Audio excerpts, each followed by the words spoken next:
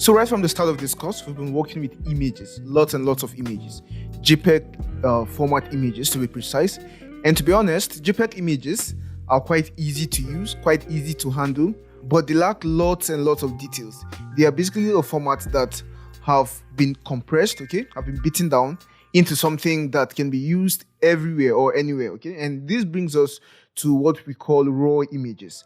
Now, what's a raw image? What's a raw image? A raw image is basically an image that you take directly from your camera, So that's an image that has been shot using the camera, and directly from the camera, it comes out as a raw image. Now, there are lots of things we can do with a raw image. And right now in your folder, in your projects folder, I've gone ahead and added 3 raw images. So you see them with the title, IMG, and then underscore, and then numbers. Now I have 3 of them here, and we're going to just use these images to explore Camera Raw in Photoshop and also compare them with other formats like the JPEG format, So we can see this is a raw image, and I just selected this image, and right here I can see the size. Now the size of this image is 27.3 MB. And so also with these other ones, they are all large images, right? And why are they large? It's because they contain a lot of details, a lot of quality. So if I just double click on one of the images and open and zoom in, we can see that we are zooming in to see the very pixels, the very skin pores of this subject here. And we are not losing details, even at this point where it seems to be clipping. When we bring it into Photoshop, we are going to see that we are able to recover all of these details. Now, when I open this other image, the image with the white, now even zooming into these places where we have white, we can see that we are having details, we are having details, we are not losing details, we are not clipping. And even in these areas where we think we might be losing details, because of course we can see how bright it is here, really bright, right? When we bring the image into Photoshop, we'll see that we are able to recover all of these details because it is a Camera Raw image. Now I'll just close this and give you an example. Now I'll select this image and just drag it into Photoshop. Now you can bring in Camera Raw images just like any other image, we can click file and then go to open and then import the image, or we can drag the image into Photoshop. Now no matter what you do, how the image opens is it opens in this module which is called Camera Raw. Now this is the Camera Raw plugin which we'll be learning in this video. Now the Camera Raw plugin is this module which can be used to edit raw images, and this also serves as a filter. It can be applied as a filter, and it means it can be applied even to other formats of images like the JPEG image or the PNG image. You can actually apply this filter, this plugin as a filter to these images, but it's foundationally meant for editing raw images. Now let me just go to light here, and I just want to show you something. Now I'll just reduce my my highlights. Let me just reduce my highlights.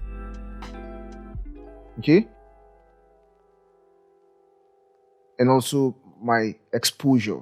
So when I reduce my exposure, we can see that all these details that seemed lost before have been recovered. We can see that we have basically recovered all of these details, and this is quite different from a JPEG image. So if it were a JPEG image, we wouldn't have recovered these details. Now let me prove that to you. I'll just cancel on this, and then go back to my folder and drag a JPEG image with a white color that seems to be clipping. Now this image, which we used in the previous video, has a white color, that's the sky here, and it seems of course to be clipping. Now I'll just drag this image into Photoshop, and while selecting my image, go to filter and then Camera Raw filter. Now I just want to zoom in a bit and do the same thing I did with the last image. Now I am reducing the exposure and even the highlights, but you can see that we're not regaining any details in the highlights, in this white places. Now these details are gone and gone forever. There's nothing we can do about the sky here. It's white and there's nothing we can do about it. We can basically see how our Camera Raw image retained details, even the details that seemed to be lost because of clipping, while our JPEG image just lost everything. Okay, so that is the proof to you that our camera raw images carry higher details as compared to our JPEG images. Now there are even more things about the camera raw images. Now if we open color, now look at the white balance. Now this white balance, as you can see here, is as short. Now this is basically telling you that the white balance of this image is directly gotten from your camera. Okay, and there are many other ones which we can look at. We can look at auto, and these are basically the settings of your camera. Okay, so it means your camera settings are perfectly preserved in this format. Okay, so that's to say that details and settings from your camera are directly preserved or perfectly preserved in this format. Yeah, so enough for the camera raw format. Now let's look at the camera raw as a plugin. Right now the camera raw has this interface you're just seeing. So there are lots and lots of things we can do in the camera raw, but basically the most important thing we do here is color correction. Okay, but there are lots of other panels, lots of other features which we are going to look at. Now when you open your image as a camera raw image, the first thing you should do as a photographer is to go to your settings and then go to workflow, and now you should choose a color space for your image. Now there are lots and lots of color spaces in Photoshop, and we won't go into the intricacies of color spaces in this video, but what I will suggest or what I will recommend is for you to choose the Adobe RGB 1998. So just select this color space. This color space is perfect and works for 99% of what you might be doing in Photoshop. Okay, so just choose this particular color space, and then for the depth, this basically allows you to choose whether your image is processed as a 8-bit image or 16-bit image. So 16-bit image is better because it gives your image a lot of depth and possibilities. Okay, so just hit OK. Now these are the two most important things you have to do first when using raw images. So just hit OK, and now you can start the work on your raw image. Now, like I said before, there are lots and lots of things we can do in the camera raw plugin, and we are just going to take our time to kind of go through the interface of camera raw. Okay, so right now this is your viewport, and it means you can see a preview of your image and the changes that are being made. Okay, now these are the tools in camera raw right now. If you come down here, you're going to see the tools. Now you see that we have the zoom tool, and that's the tool that is automatically selected.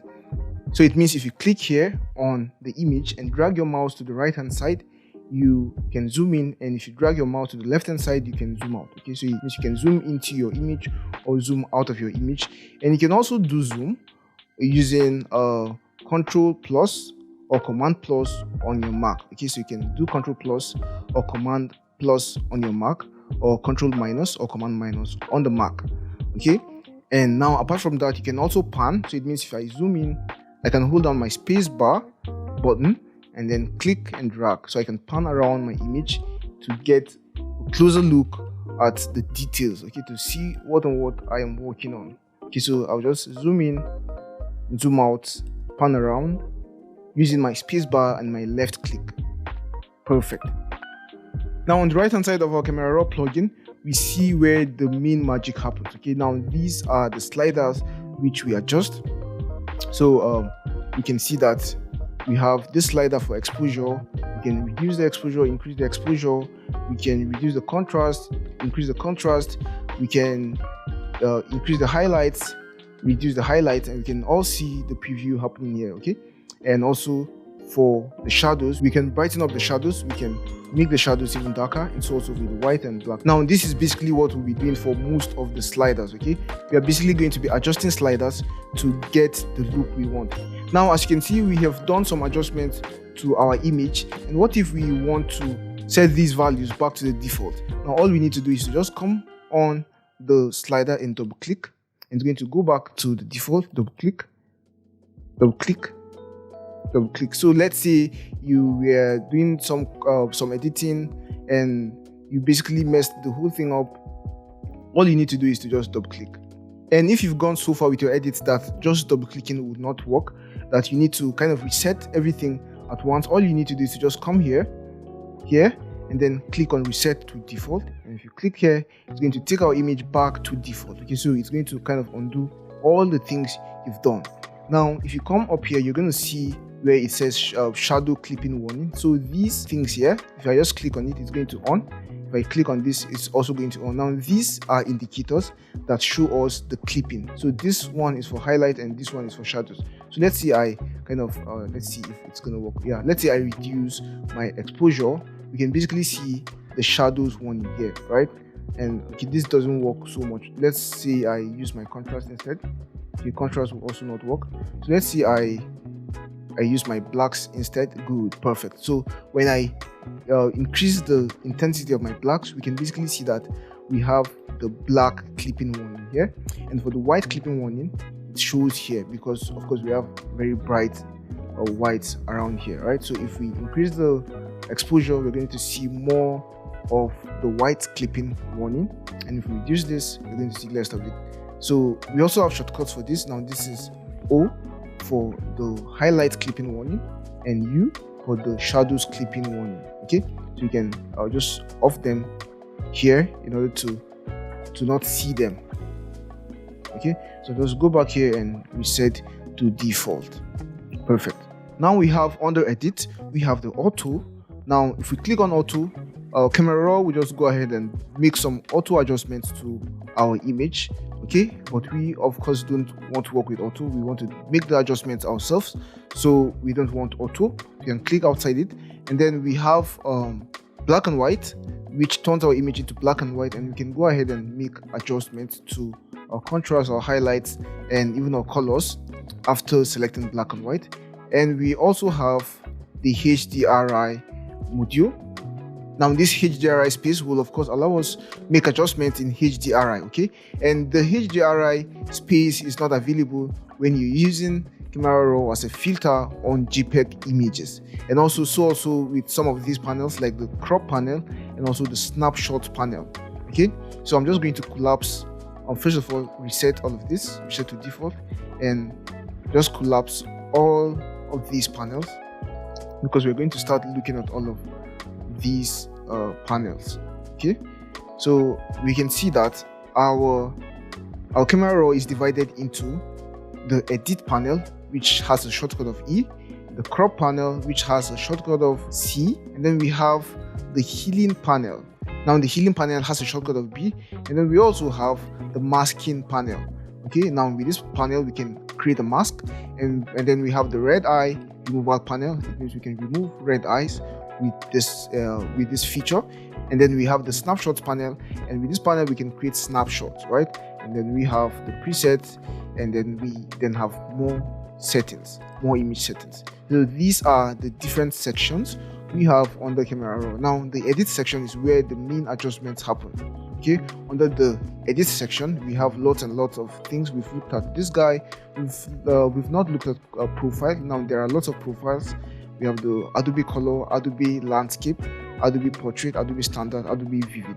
Now these are just Adobe's ways of making your color accurate for the purpose of your image. Okay, so if it's a portrait, you're going to select portrait. If it's a landscape, you're going to select landscape. But honestly, I don't think this profile is really important because I don't use it so much. So we have the light.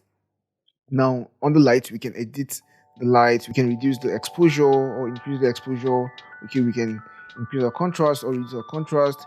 We can work on the highlights, the shadows, the whites, and the blacks, and we can use these sliders to make incredible adjustments. Okay, so that's for the light. And we also have the color, which enables us to make color adjustments. It means we can work on the temperature of our image. We can even choose the color balance based on the settings we have on our camera. Now this is a shot, like I said before. We have other ones. We have the auto, we have the daylight, and so on and so forth, right? And we have this little white balance tool which we can select and then come and click on our image on a place where it's supposed to be pure white, right? So just click here. Photoshop or Camera Raw will basically make the adjustments for us in the most accurate way, right? So of course we have our temperature, we have our tints, we have our vibrance. Okay, now this helps our colors pop. Then we have our saturation. We all know how saturation works, how vibrance works, how tints work, how temperature work. Okay, so these are things we should not bother ourselves with. Now we have the effects, and under effects, let me just go ahead and reduce the vibrance. So we have effects. Under effects we have what we call texture. Okay, so sorry, now this happened because I didn't select out of my tool. Now any tool you select in your camera raw, you have to select out of it. If not, if you go ahead and work on other places, it's going to remember the tool you select. So remember, we selected this tool to sample our white color, right? So after sampling our white color, all we need to do is to deselect the tool, okay, and then continue with what we are doing. Now with this, we can now zoom into our image and work on the texture. Okay, so we're just going to see how this texture affects our image. So we can see that we're adding more details to our image using texture. Okay, and we can of course reduce it also and smoothen our image. And of course, we don't want to have this smooth look, right? We just want to maybe have decent textures on our image. And so also with clarity, you see what clarity does. It also improves the texture and the visual effects basically of our image. And then we have the dehaze, which also does this. And some of these things will work better on landscape images or on other types of images. Okay, so this might not be the best image to see all the effects we get here, but of course this is just for us to see how they work, right? So we have the dehaze, we have the vignette. Now this is the vignette. If you take it towards 100, you're going to have a white vignette around the edge, and if you take it towards -100, you're going to have a black vignette around your image. Okay, so this vignette effect will kind of enable us isolate our subject by making our background not as bright as our subject, right? Now if you click here, you're going to see more options under vignette. Okay, I'm just going to zoom in a bit. Now we have what we call the midpoint. You can adjust the midpoint, you can adjust the roundness, so you can see it's less round now and more round now. And we have the feather. Of course, you know what feather is, so we can use the feather and work on the roundness. You see how the whole thing works, right? So if you're okay with the roundness, you can now increase your feather to feather things out, to blend things out. And then we have the highlights. Okay, so we also have the green, where we can add green to our vignette effect. Perfect. Now we can close the vignette and we bring this back to 0. And now we have okay, we have the green also, so we can open here and work on our green, right? We can increase the size of our green, we can increase the roughness of our green. Okay, and that's for effects. Now we have others, we have curves, and of course you know curves, right? We can adjust the brightness and darkness of our image using curves, so we can work on our curves like this. So let me just go ahead and reset all of this. So reset to default. Perfect. And now let's try to use our curves to work on our image, so we can see what we get by adjusting our curves here, right? We're basically affecting the brightness and darkness of our image. Now we have this which of course is the parametric curve, and we can actually isolate color channels like this one, which is the red color channel, the green color channel, and the blue color channel. Okay, so you see that we are now adjusting the blues or adding the blues to the bright parts of the image, and we are now adding yellow to the darker part of our image by just having this kind of S curve, right? And we have also the green. We can add the greens to our highlights and add purple to our shadows by having this. And so also with red, this is a point curve. Okay, so this is a point curve, while this is a parametric curve. But all of these affect the image as a whole. That's the two of them. So this will be more like working with the RGB channel. So let me just go ahead and reset to default. Now we have this button here. If you click on this button and come to the image, you'll actually be able to adjust the curves on the image. So it means if you click here and go right, you are making the image more bright. You click here and go left, you're making the image less bright. Okay, so we are affecting the white, and so also with other colors. So I'm using the Alt or Option on the Mac, and also the mouse wheel to zoom in. Okay, so that's another way of zooming in. So we can affect these colors. So we see we are making our colors pop. We are now darkening our colors. Okay, so that's another way to work with curves. And we have where we can affect the highlights here. Okay, and of course we can see how the curve is being affected right in the preview here. And of course, remember to deselect this tool here after you're done with your adjustment. Now we have the shadows. We can affect the shadows, we can affect the darks, we can affect the lights, okay, we can affect the highlights. Perfect. So that's it for curves. And we have the color mixer, which affects specific colors. So we can affect the reds, okay, we can basically adjust our reds, okay, and we don't have much red here, so that's why you're not seeing the whole thing. But we can affect our reds, we can affect our oranges, affect our yellows, affect our greens, okay, with the color mixer. Now this is hue, and we can go to saturation and affect also their saturation, so how much saturated they are. So as we adjust oranges, we see that the face is being affected, right, because there's a lot of orange on the face. So we have also luminance, and we also have this same tool with the color mixer tool. It means we can come and click on this tool and go in and manually adjust these colors by targeting them like this. Okay, so it means we can work on whites. Okay, saturation value of the sample point is too low. Okay, so we understand. So basically that's what we can do. Okay, now you can see how I've totally desaturated the face. We can increase the saturation all by using our targeting tool here. Now we can just deselect it and close. And basically color grading, we affect our midtones, our highlight, our shadows with certain colors, right? So it means we can add colors, certain colors to our midtones, to our shadows. Okay, so you see how we're getting this really cool look. Okay, and basically we can get whatever look we want using the camera raw plugin. Okay, and we can also adjust using here. Now we have the blending and the balance, and I like this look. I kind of like this look, so I'll just go ahead and increase the contrast a bit. So increase my contrast and just keep this look for now. So close. And now we can close the color grading. And there's one thing I just want you to see here. Now if you come here and click here, you'll be able to compare the before and after. Okay, so this is before and this is after, and we have many other options. We can view them like this, we can view them like this. You can see it just created a straight line, and we basically have our before on the top and our after on the bottom, right? And you can take it back to what we had before. That's just the adjustment, right? And we have many other sections under edit, and honestly we can't look at all of these in this video because the video will be too long, but you can just go ahead and explore them on your own. We have details, which sharpens our details or makes our details less sharp. We have the optics, which gives us some optical effects, and basically that's it for edit. Now we have the crop panel, which enables us to crop our image. Now with this panel we can even straighten our image. So let's assume we want to straighten our image. We can use this tool, that's the straighten tool, and let's assume we want to straighten this line, right? We can just click here and click here. Now it's going to just straighten our line. Now we have a straight image. Okay, we can crop our image. We have presets.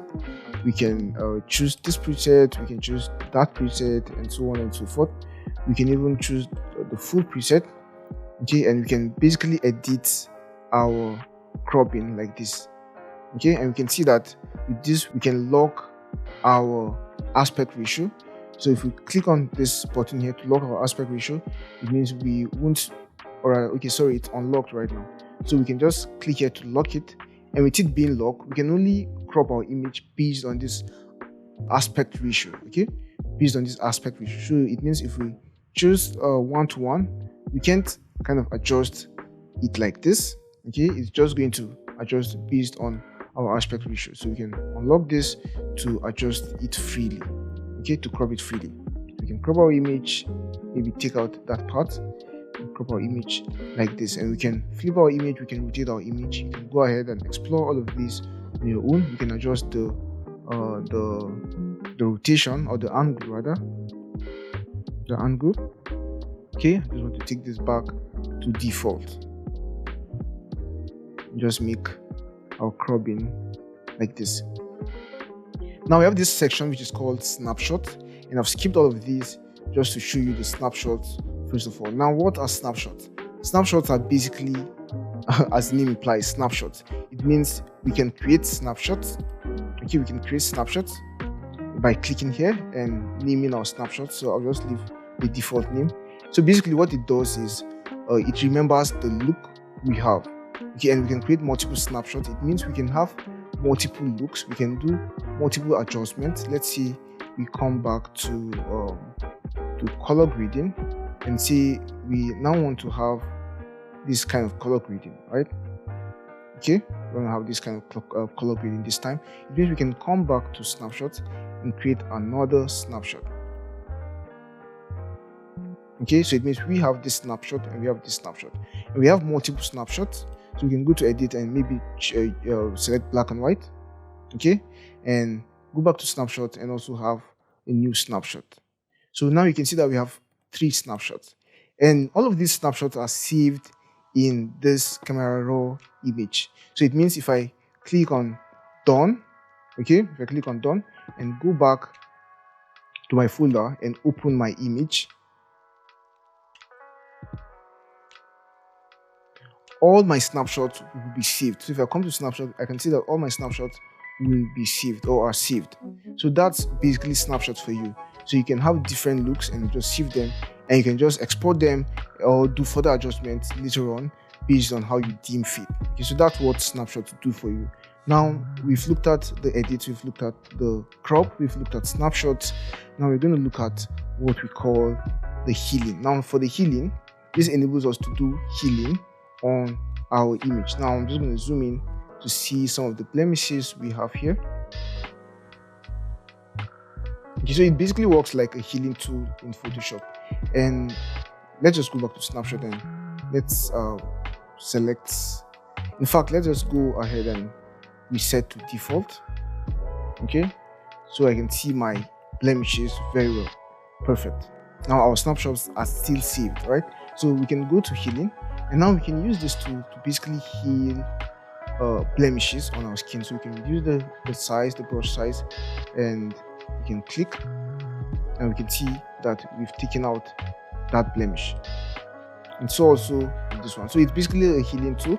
Just use it for really little blemishes. Okay, it doesn't work really well for large blemishes or for big blemishes. Okay, sorry, I just hit E. And now I'm back to my healing tool.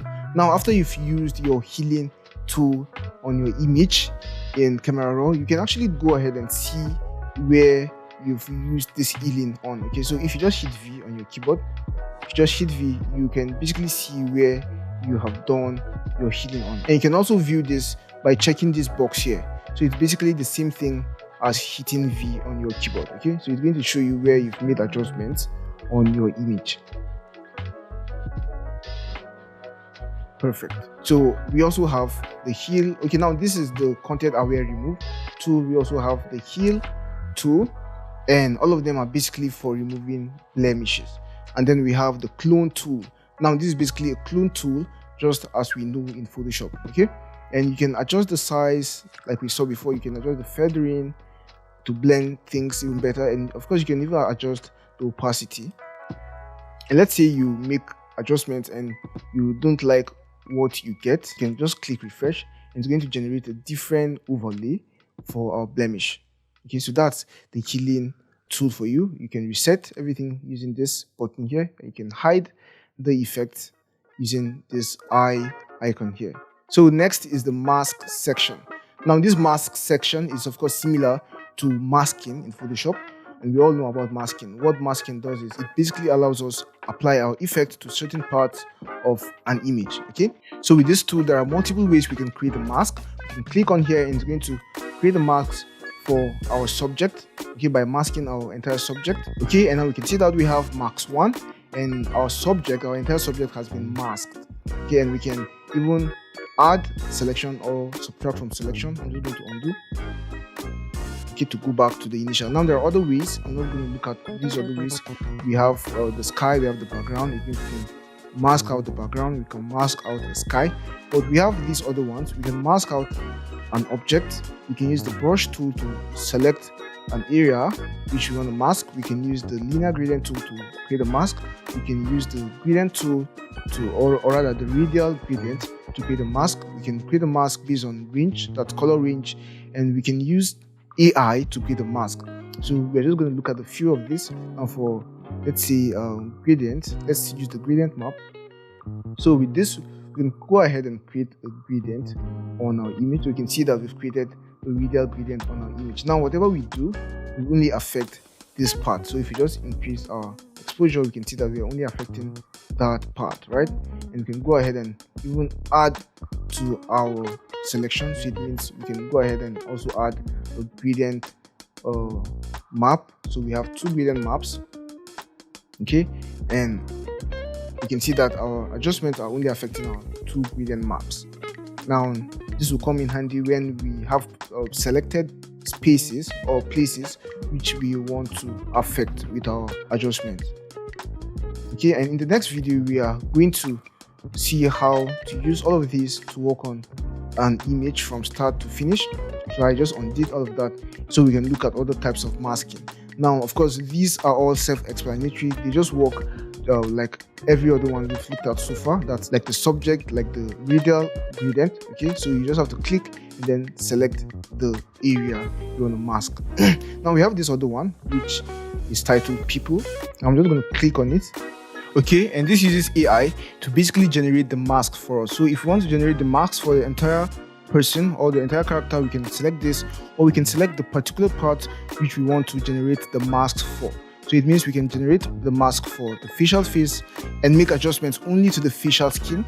We also have for the body skin, the eyebrow, the eye sclera, the iris and pupil, the lips, the teeth, the hair, the clothes, and so on and so forth. Okay, so you can select all of these particularly and make separate adjustments to them. So let's assume we want to adjust only the lips. We can just select the lips and then hit create.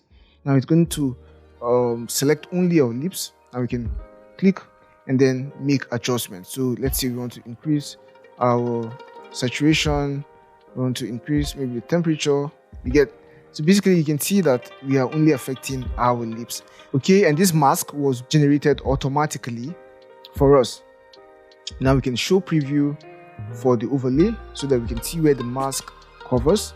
Okay, and we can hide preview, and we can maybe create a new mask if you want, and select people, for example.